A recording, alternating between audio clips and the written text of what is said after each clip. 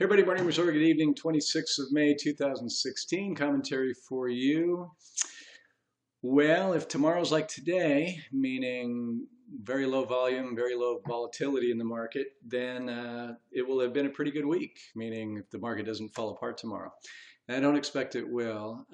As I've shared with you recently in a couple different venues, I think this rally has a lot to do with less of a belief among, I think, the smart money that the Fed is going to raise interest rates in June, and lower odds of Great Britain voting to leave the European Union.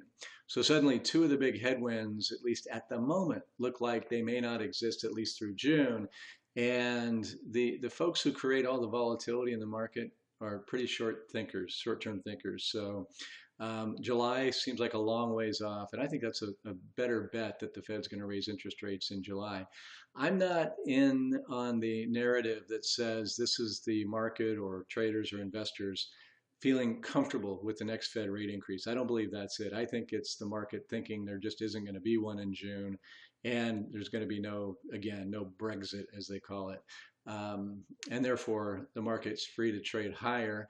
And we had people like myself who've been very skeptical about this rally here, at least the sustainability of it.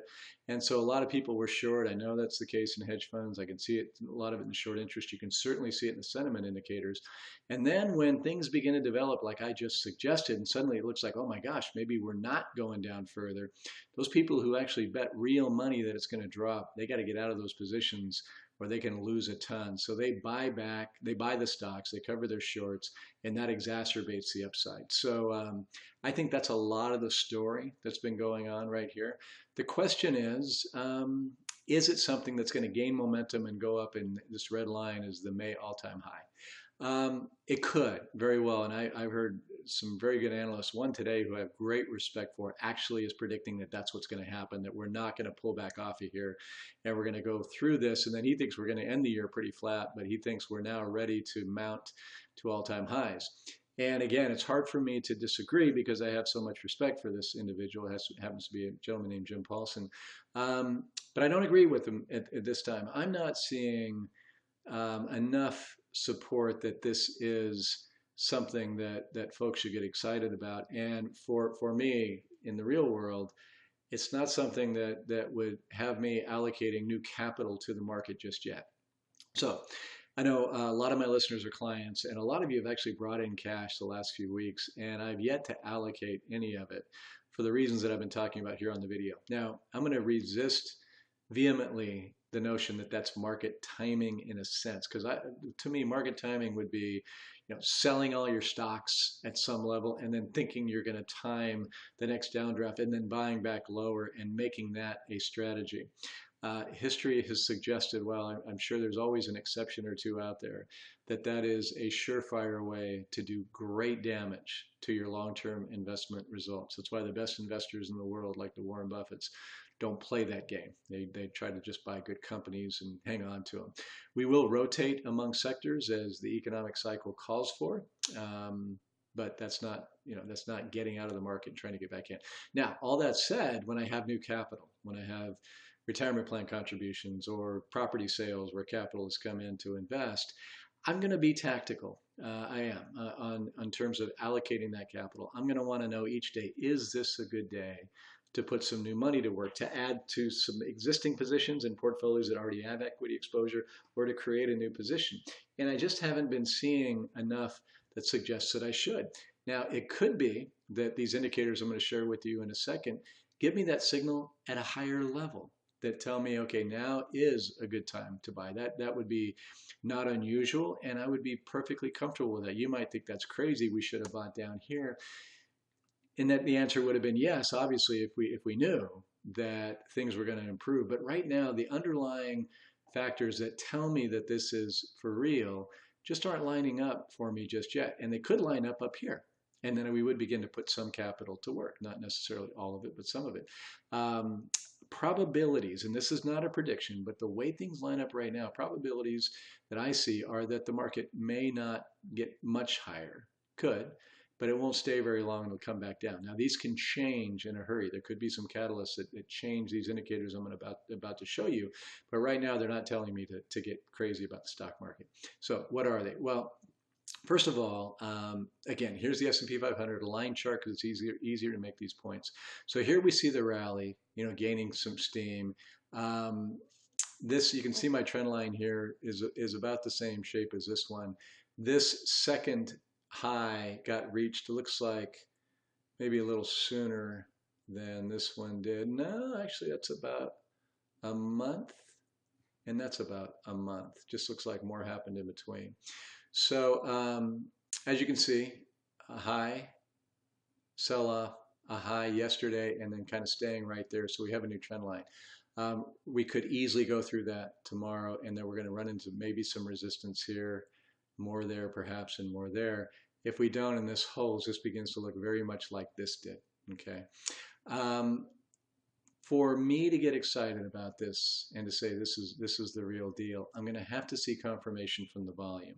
Now, the volume is the number of shares trading hands on a given day. And here's the S&P 500. This is the S&P 500 index, the price up here.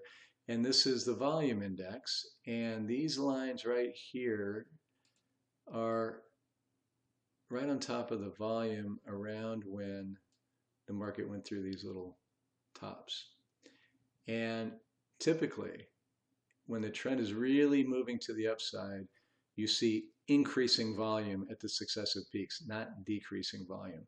When the market's rallying, you want to see confirmation. You want to see lots of people come to the market, lots of shares trading hands. So, and you want to see that in any trend, but it's really necessary, at least seems to be, when the trend is higher. The market can fall just by inertia on low volume. Harder to rise in a sustainable fashion. Now again, tomorrow, this was today's volume line, not much, but tomorrow it could take off. And I would be telling you a different story. We're just not seeing it just yet. So what are these circles that I've drawn up here? Let me get rid of these. So I usually show you the moving average convergence divergence, which does a really nice job of taking two moving averages and telling a story that has been a pretty reliable story. It still tells us that this thing isn't yet something that we should get excited about, this rally. But I thought I'd even do it a little differently. This is another way to do it and create your own. So the purple is the 10-day moving average, and that would be add up the last 10 days closing prices divided by 10, and that's the moving average. Do it for 20 days, do it for 50 days.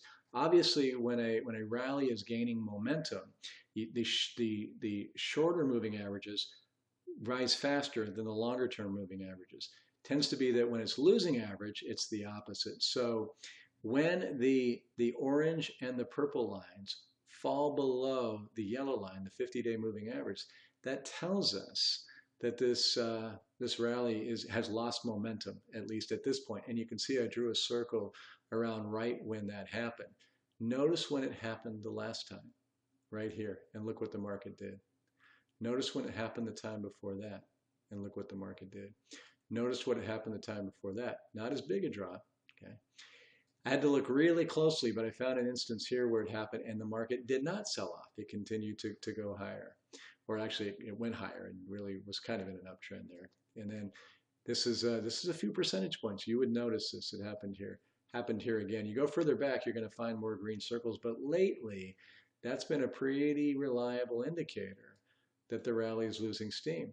Could this end up being a green circle? Absolutely. Could this market go higher? Absolutely. We're just talking about probabilities based on these indicators right now. So if you're one of the clients out there who's brought in cash, you're now getting a feel for why I want to hold off and just be smarter about when that new cash gets allocated. For the rest of us, me and you and everybody else who has money in the market, this is not an opportunity to try to get cute and sell stocks and then go back in at some lower level. This is maybe something that will help us with our expectations. So if the market indeed does come and sell off and even test this bottom, we can say, well, that's just, we go through up cycles, we go through down cycles, and that's just the name of the game, and nobody knows for sure. It's not that easy. I wish it were, where we're going in the near term. So in the meantime, we stay very diversified on a global basis. I do like our international exposure going forward. I think there's a very good chance that over the next couple of years we see a relative outperformance of the U.S. averages because of that foreign exposure. And that's another illustration probably for another day. Thank you, folks. That was a long one. I appreciate you hanging in there, and I'll talk to you again very soon. Take care.